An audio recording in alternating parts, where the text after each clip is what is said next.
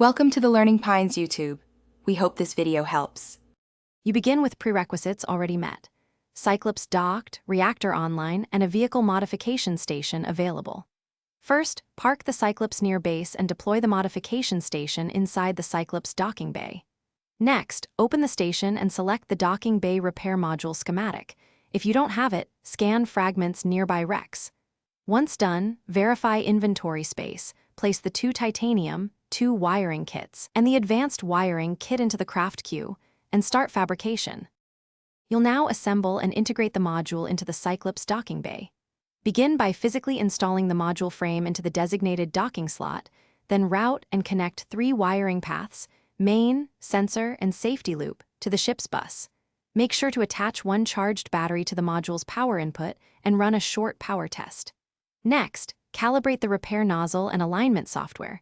This ensures the module targets hull breaches precisely. Finally, run the self-diagnostics and note any error codes shown. You finish by initiating a full repair simulation and then execute live repairs on a small hull test area to confirm function. Make sure to monitor temperatures and power draw. If readings spike, reduce load and retry. If the module won't engage, reboot the Cyclops reactor, reflash the module firmware from the console, and rerun diagnostics. One key troubleshooting tip: if repairs still fail, check for a loose ground or corroded connector. Replace the wiring segment, then repeat calibration and testing to complete the installation. Thanks for watching. Consider subscribing if we helped you.